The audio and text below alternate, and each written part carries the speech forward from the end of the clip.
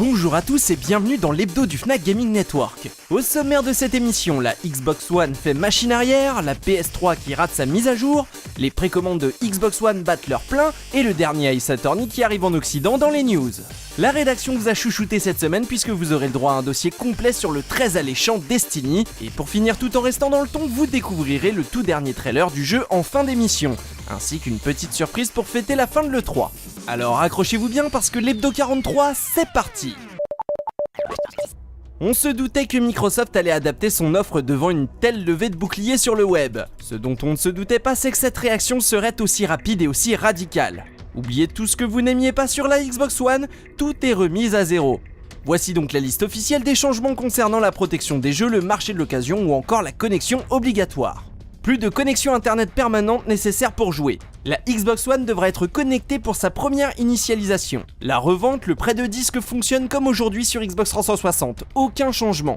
Un disque Xbox One peut être utilisé sur n'importe quelle console Xbox One. Les jeux achetés en version dématérialisée peuvent être joués que vous soyez connecté ou non. La Xbox One est désormais dézonée. Ces changements impliquent par ailleurs l'abandon de certains avantages du système qui devraient être mis en place. Le prêt de jeu se fait par le disque et donc c'est l'abandon du partage online des jeux. Les jeux dématérialisés ne pourront ni être prêtés ni revendus. Pour démarrer un jeu, il faudra que son disque soit présent dans la console Xbox One. Maintenant que la polémique a pris fin de manière aussi spectaculaire qu'elle avait débuté, les joueurs vont pouvoir choisir plus sereinement leur prochaine console. Les personnes qui ont connecté leur PS3 dans la journée du 20 juin auront peut-être eu l'occasion de voir qu'une nouvelle mise à jour du firmware était disponible. Il semblerait toutefois que de très nombreux retours fassent état de bugs dus à cette version 4.45, problème confirmé par Sony. D'après les retours, de très nombreux joueurs éprouveraient des difficultés, voire seraient dans l'incapacité totale de se rendre sur le menu d'accueil de la console une fois celle-ci mise sous tension. Sony a réagi le plus rapidement possible en retirant la mise à jour et en promettant de régler le souci le plus rapidement possible.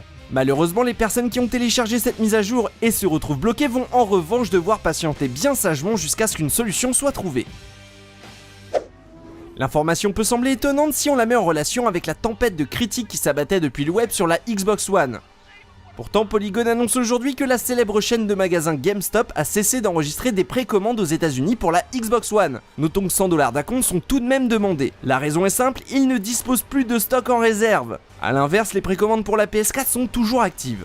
Faut-il en déduire que la PS4 se précommande moins que la Xbox One ? Non, car si chaque magasin disposait de 16 Xbox One disponibles en précommande, la PS4 dispose d'une plus large marge de 60 consoles pour réservation. L'information ne dit pas si cette limite est proche d'être atteinte. Microsoft essaye-t-il de jouer la carte de la rareté pour créer un effet de demande ? Reste à savoir ce qui a motivé les joueurs séduits à se décider dès aujourd'hui pour la Xbox One. Le line-up ou tout simplement un attachement à la marque Xbox ? Le bruit généré par certains fans de Phoenix Wright a semble-t-il donné des idées à Capcom. Petit flashback pour ceux qui en ont besoin, Ace Attorney 5 sortira le 25 juillet au Japon, en version standard collector et également des maths via l'eShop. Rebaptisé Phoenix Wright Ace Attorney Dual Destinies en Occident, l'aventure arrivera finalement cet automne exclusivement sur l'eShop. Mais ce choix pourra-t-il changer si la demande d'une version boîte est bel et bien présente ? Deux choix s'offrent à vous.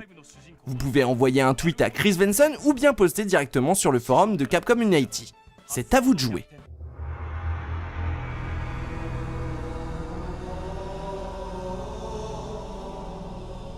Bungie.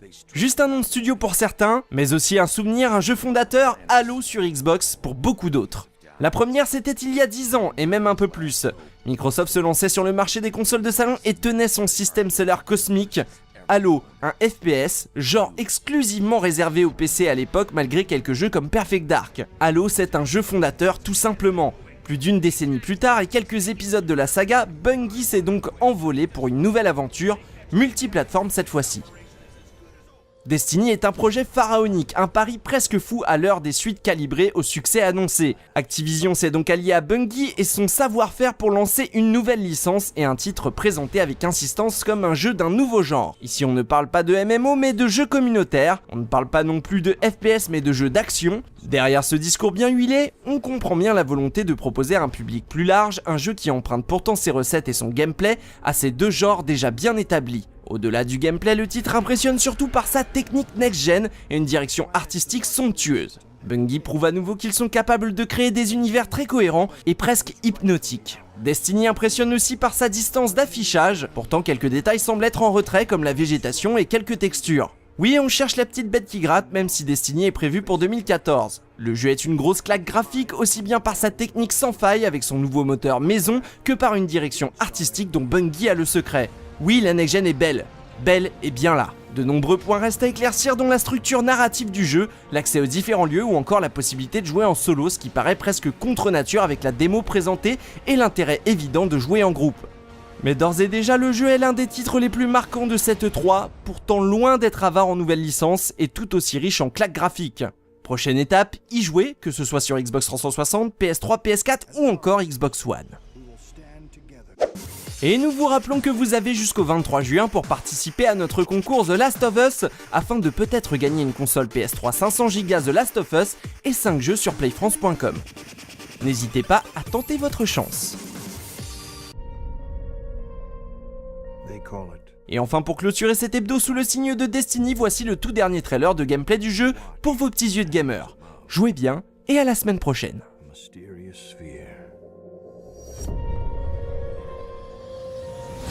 Silently protecting us. The last city on Earth. Outside of our walls, there's a vast frontier, occupied by strange and deadly forces.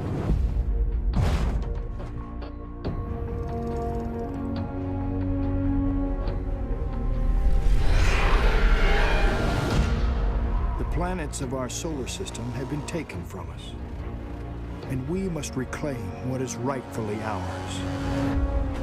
Our enemies surround us, growing stronger every day. And now, we face a choice. We can hide behind the walls of our city, or fight back against our enemies.